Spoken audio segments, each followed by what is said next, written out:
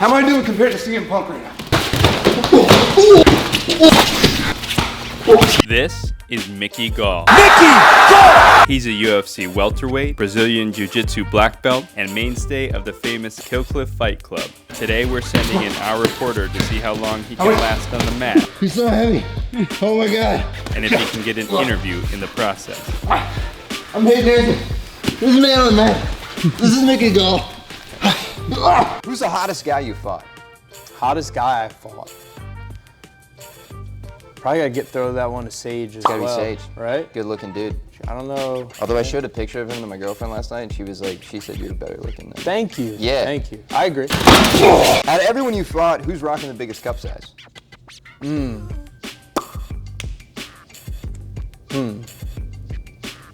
Mike Malott. You think so? Yeah. I think he's I think he smiles too big to be a guy who's not passing something fucking massive. You know? I got it. The idea of CM Punk, was that given to you, or where did you come up with that? I was watching the UFC and I saw Rogan interviewing him. Yeah. And they're being like, the UFC just signed this guy, he's a professional wrestler. And then maybe like a month later, I get a call and they're like, hey, Dana White's gonna be at the fight. And I was like, instantly, I was like, oh, I'm gonna call out that new wrestler they just signed. Because I'm gonna be 1-0, he's 0-0. That's like a like record. That fight, a commission will allow that fight could happen. And then me and my dad are watching Robbie Lawler, Carlos Condit, and all of a sudden there's a commercial for this show he's about to start doing called Looking for a Fight. It's awesome, man. That's what this show is all about. And I was like, oh, I wonder if one of like my friends are gonna be on this. And then the whole fucking thing was about me. The whole thing was about me. It's my face. We're pausing it, like recording the screen with our phones. My phone's blowing up. And I was like, damn, I think something's gonna come of this. So I tweeted at CM Punk, and then I got in touch with Dana, and then they were like, all right, if you beat this guy, then you can fight CM Punk. So I beat that guy in like 45 seconds. So Dropped him, choked him, and then. Has an opponent? I would love to fight that man, CM Punk. Then he gets on the mic and he calls out CM Punk. And I had to wait through the summer, and then I fought CM Punk in September. Mickey Gall submit CM Punk just like that. it's one of those things where it's like you physically, because how many amateur fights did you have?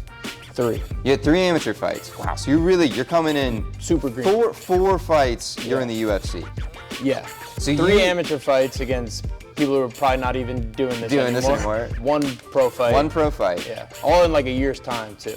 When you were like, it's a pro wrestler, they're trying to push this guy, all that stuff, did you know he was, because I didn't even know how big CM Punk. I did not know. You had no idea. So considering you got your shot in the UFC fighting a pro wrestler with 0 fights, what are the odds I get signed after this? Maybe, I mean, tag up Dana. Tag up Dana. He sees it.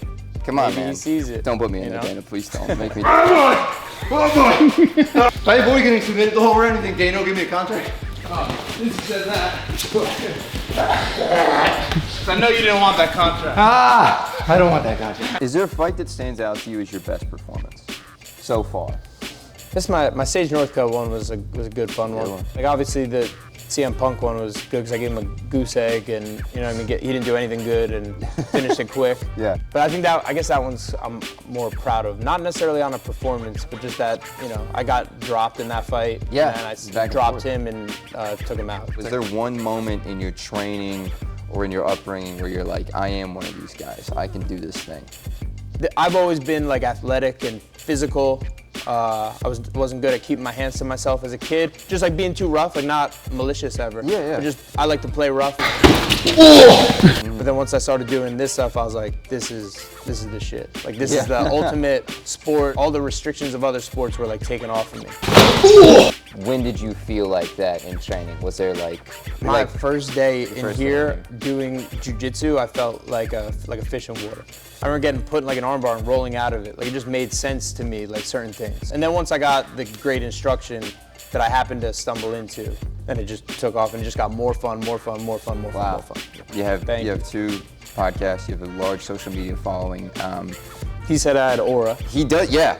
All right, I want that. My videographer, very cool black guy, said that he has aura, and that means a lot, guys. What's the incentive now to keep fighting? To see my potential realized. And it's like, for me, fighting was, you know, was and is something I love. I've always stayed like true to it. There's not a more fun way to work out. Yeah. You know what I mean? Than wrestling around, punching your friends. I don't plan on retiring anytime soon. I still don't feel like I've shown like even a percentage of what I'm capable of. I knew there would probably be some growing pains. Mm-hmm. You know what I mean? Just because I'd known and I'd seen most guys get to UFC are 10-0. Yeah. Didn't like win, you know, won a bunch and then it was win one, lose one, win one, lose, and I've lost my last couple. Yeah. But my next few are gonna be like sick. How much you weigh, right? You mentioned earlier that you're a dad. You're a dad now. As someone whose job it is to show up in a high-pressure environment and perform consistently, what advice or lessons will you be sure to impart on your daughter? So much. I know for one thing, and how you said about jiu-jitsu is for everybody, she has to do some jiu-jitsu. I don't want her to fight, you know what I mean? I want her to do whatever makes her happy, but that's a life skill where it's gonna keep you safe. That's an important life skill. Like there's a lot of bullshit we learn in school that isn't really that pertinent to your life. It's just kind of memorizing and certain things, whatever. But that's like an important life skill. Like so, I don't know. I guess what I'm gonna tell my daughters, like, be yourself, be brave, like be smart, have a healthy fear, but also like do the things that scare you. When you know there's a lot of the shit you don't want to do is where all the good stuff comes from. Oh God. All right. Don't even. This is what we signed up for. So you were in an MMA movie called Born a Champion? Yes. Based on that title, I'm guessing the movie wasn't about you? You were captain of your high school football team? Yes. Must have been a pretty small school, huh? It's regional, bro. It's regional. But we did suck. Do you think fighters are born different, or do you think everyone has this within them? It's just about their mindset. I think everybody has this within them, but I think some people, you know, they get it exposed to it and like it. Some people are like, they don't like the rough stuff as much. There's room for gentler spirits, but there's also room for tougher, harder spirits too. You know, and I think it's responsibility of the tougher, harder to look out for the gentler. As a parent, do you aim to be which of those types of people? I guess more gentle. Yeah. But you know, certain things that need to be taught. You know, I can't be afraid to teach. And another thing about that, because I've been doing like some research into these things. It's important to be like the parent first. You know. Okay. Like it's important to be not just be their best friend. You know what I mean? You got to be like a parent first. Gotcha. You know, then you can like be their friend. Then you can be their friend. That makes a lot of sense, yeah. Like I'll be exhausted from you know, taking care of her all day, and then I'll be in my bed like looking at pictures of her. Right? Like I'm always like I want to go wake her up and hang out with her. Somewhere. Right, You know, right. She's like my best friend. It's weird. Good shit, bro. Good job.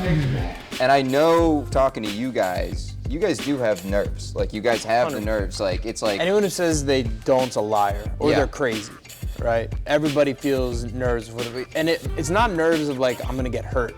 Okay. It's nerves like, I wanna do my best. Oh, You know what I okay. mean? Because at the end of the day, everybody's just a fucking person.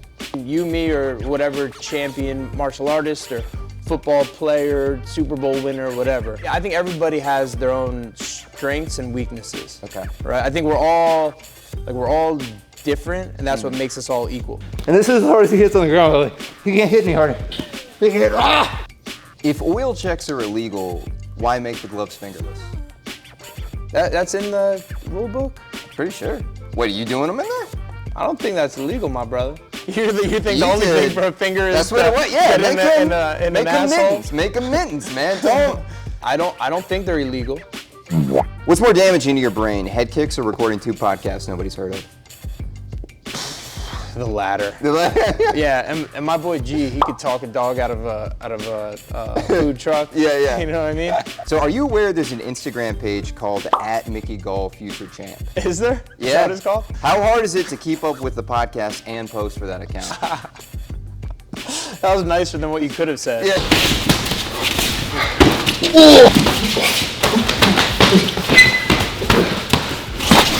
So you're pretty good at fighting off your back? Yeah. Would you consider yourself a power bottom? I have to say no. Power top then. Maybe I'm more of a finesse bottom. Which bottom? I think sounds even gayer. You know? You're moving, you're moving. I'm a slippery bottom. Any advice for how to get out of this? Oh, you got a bump. You got a bump? Bump your hips. No, it's hips to the ceiling. Is that not it? Nah, put your hips to the ceiling and watch, I can't punch you. Punch. I gotta go like that. Now what I would do is I would reach your hands and grab behind my neck. Both hands. Both hands would go behind my neck, through under my arms.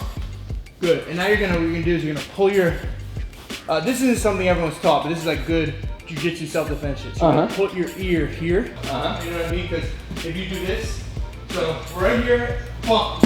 Yes, there. And now, for real, use it, try and fuck me up. Okay. I'm doing this. Here, and I'm gonna gently, see how I'm putting pressure in your hands? I'm slowly walking. You gotta use your, it's harder for you just to fall. So like, that's why I said try and like, gently just walk back. Look. If I go to pick my hand up to hit you. Say this is man on the mat right now. Oh, man. Say you love your job. I love my job. What's one thing you think I could land on me? You landed a leg kick too. I did? He didn't want to keep staying on the feet with me. That's the problem. He knew I was beating him up, dude. I was piecing him up.